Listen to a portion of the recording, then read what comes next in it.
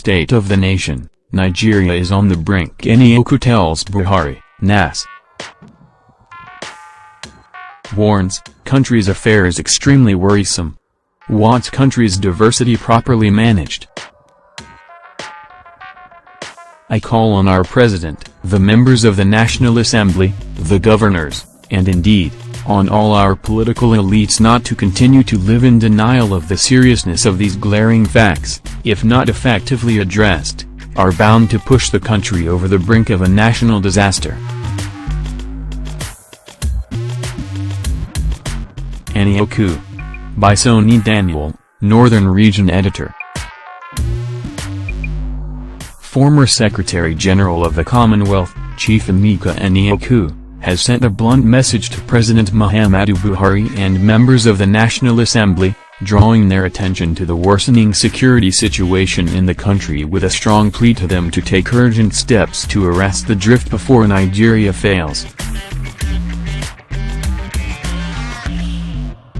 Anyaoku, who spoke at a book launch in honor of a former judicial icon, Justice Onuma, in Abuja on Tuesday, pointed out that the emerging scenarios in the land were ominous signs that needed to be checked without further delay.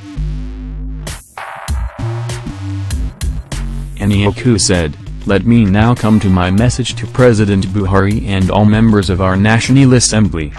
The message is two-faced. Nigeria is on the brink, and our foremost national challenge is the management of our country's diversity.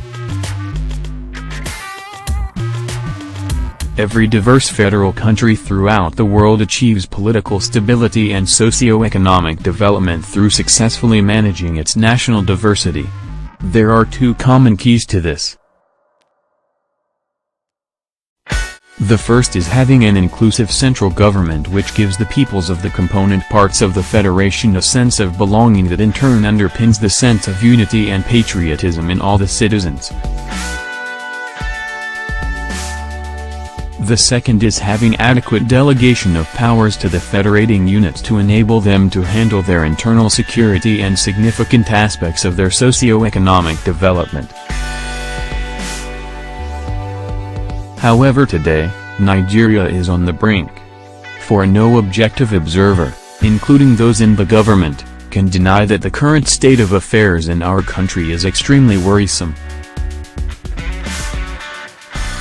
We see an unprecedented diminution of national unity. We see an unprecedented level of insecurity of life and property, with kidnappings and killings of human beings occurring virtually every day in many parts of the country, including the seemingly unchecked violence by Fulani herdsmen, which has spawned fractious controversies over the proposed Ruga policy by the federal government.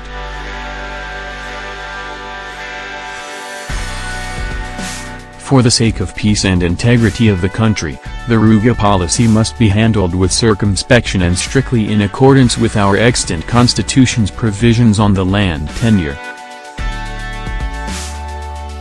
And, we see that all these unwholesome developments are accompanied by a worsening level of poverty that is leading to Nigeria fast becoming the poverty capital of the world. I call on our President, the members of the National Assembly, the governors, and indeed, on all our political elites not to continue to live in denial of the seriousness of these glaring facts, if not effectively addressed, are bound to push the country over the brink of a national disaster. The former Commonwealth scribe said that Nigeria is already blessed with what is needed to tackle the security challenges before they get out of hand. Fortunately, to provide insightful governance which would facilitate effective tackling of these challenges, Nigeria does not need to reinvent the wheel. If only the people and government and all concerned would learn from our history, thereby avoid validating the saying by the German philosopher, Friedrich Hegel, that the only thing we learn from history is that we learn nothing from history. Because it is undeniable that Nigeria's history has demonstrated that the economy attained greater sense of national unity and faster progress in socio-economic development during its period as a true federal of more viable federating units with greater devolution of powers to them. The period was in the immediate years after the country's independence under its 1960-63 constitutions.